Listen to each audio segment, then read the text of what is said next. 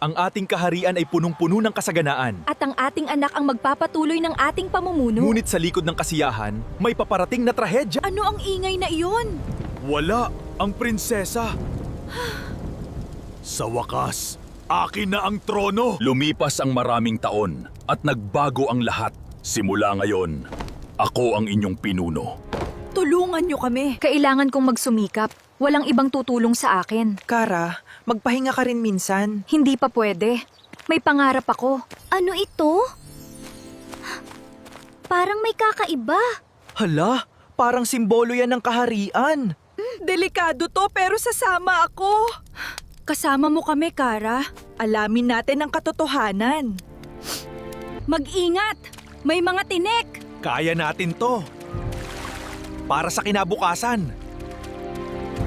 Ikaw ang nawawalang prinsesa. Ako?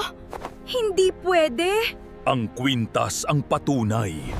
Bumalik ka pa talaga? Akin ang kahariang ito Hinding-hindi mo ako matatalo. para sa Gulayan Kingdom.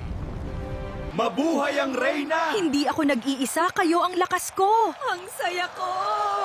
At muling sumigla ang kaharian.